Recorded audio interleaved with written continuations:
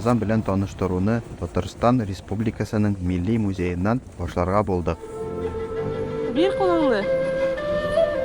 Бу ялларны анда гаиләләр өчен багышланган махсус экскурсия булып узды. Музейга китеп барабыз.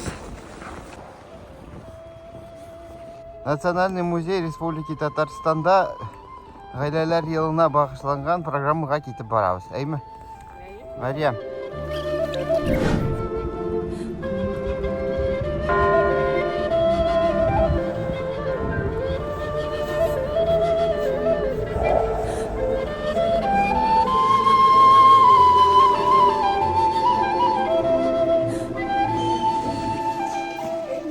Программа 3 өлештән эшләнгән иде. Беренчесе классик фортепиано музыкасы концерты.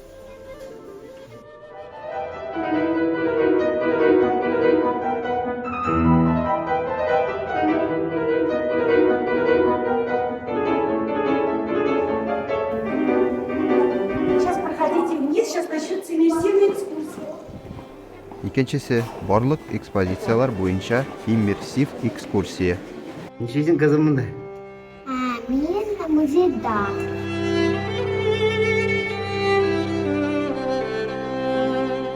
Тарихи чаралардагы гаиләләр төзелеше.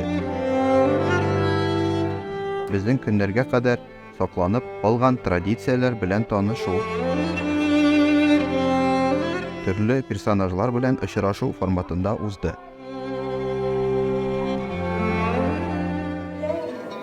Dış suretinde bakar, anlar, yerlerinin siretine. Bu dış suret, garifler, Rus Tatarlar, Buldur siretine, Kırgız Tatarlar. Безгә музей бик ошады. Музей каралган, бик яхшы хәлдә. 2 сәгать эчендә без республиканың тарихы, көнкүреш һәм мәдәни үзенчәлекләре белән таныштык. Бу музейны һәркемгә дә килеп күрергә тәкъдим итә алам. Бер әйбер өчен генә без борчылдык. Татар милли музеенда экскурсия урыс телендә алып барылды. 20 века, 19 веке. Дом, обратите внимание, вот такой специальной ширмой, он закрывался на 2 половины. Да, вот как вот еще в Булгарске вам рассказывали. Одна половина женская, вторая половина мужская. Про женскую половину расскажет моя Зарина Ханум. Да.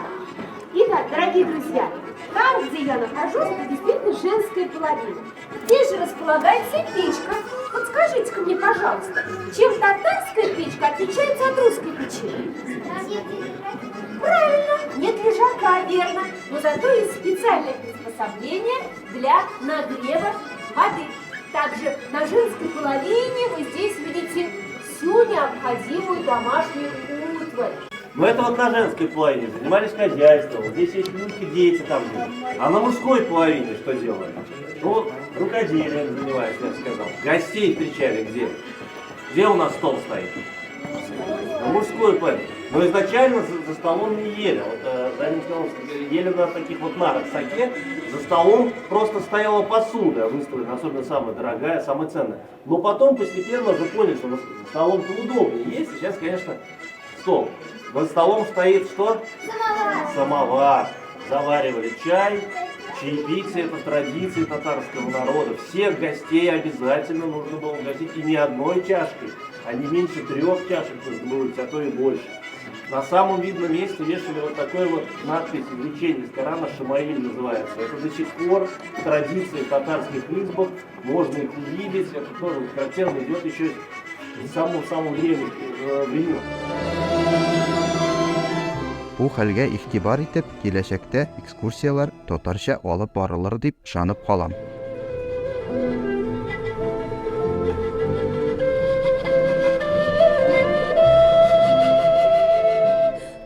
Өченчесе, балалар өчен күләгәләр театры булдырылды.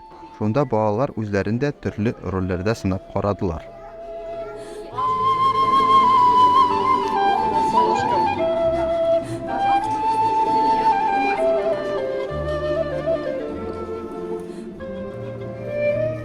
Безне караганыгыз өчен зур рәхмәт. Язылырга онытмагыз.